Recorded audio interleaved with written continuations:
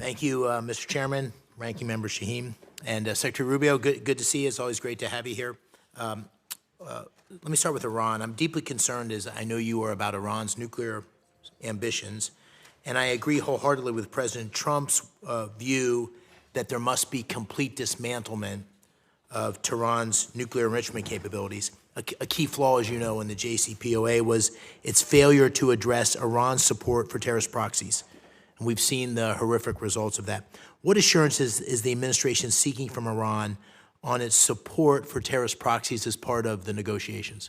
Well, interestingly enough, the negotiations initially have been focused entirely at this point, although obviously we're aware of their sponsorship of terrorism in the region, including the Houthis and Hezbollah and other groups such as this, the militias in Iraq, and their efforts to get back into Syria.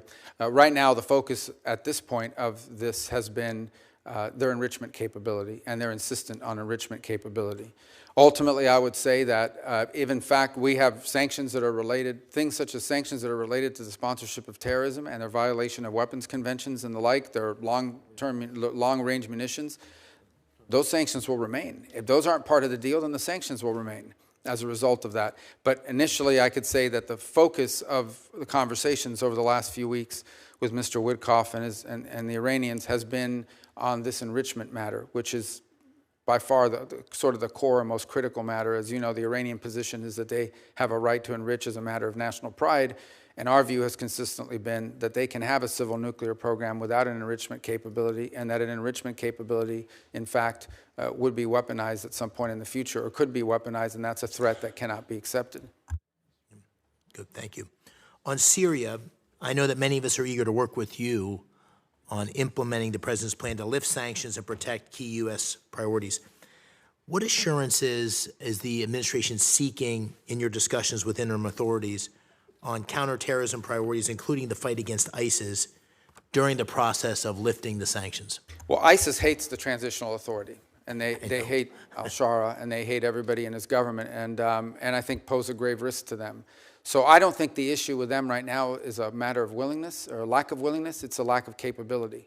So there will have to continue to be a role to play in the interim period, both by the United States and our allies and the Kurds and others, in ensuring that ISIS cannot metastasize and grow. One of the most threatening things that we would face, for example, is an ISIS prison break, where suddenly you have a bunch of ISIS fighters loose on the streets and undermining the government.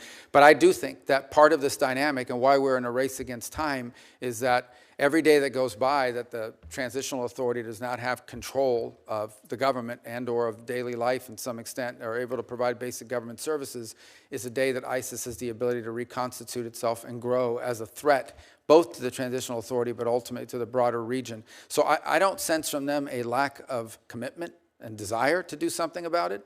I think, frankly, it's at this moment a capacity issue. They simply, at this moment, do not have the capacity to assume the anti-ISIS effort by themselves.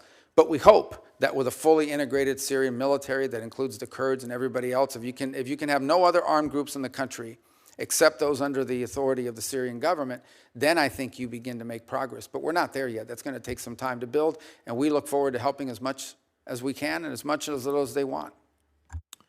Along those same lines, as you know, Turkey has significant interest in Syria and has been, I think, an important part of the steps that have recently taken place. But our allies in Israel and Jordan are concerned about Ankara's ambitions there, especially in southern Syria.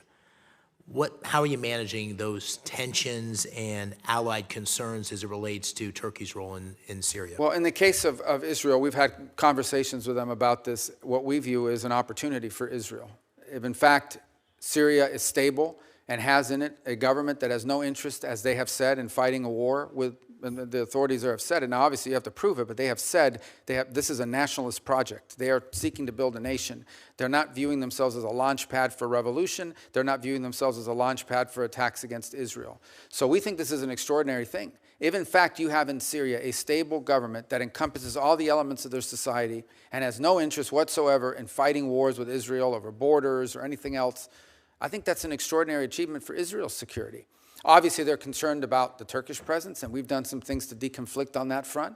And I think one of the key points is going to be foreign military basing inside of Syria. And that is, at some point, the Transitional Authority will have to make a decision about whether they're going to allow foreign military basing. That includes Russians, but potentially the Turks have wanted that as well, especially in the central part of the country. Now, the Turks do have a presence in the north, as you know, and one of the things that our Central Command was very influential in doing is helping the Transitional Authority enter a preliminary agreement with Kurdish authorities in the north, which ultimately should lead to the Kurds becoming part of the broader Syrian government and broader security forces. And by the way, the Jordanians, despite concerns they may have been very helpful and very encouraging in our outreach to the Transitional Authority.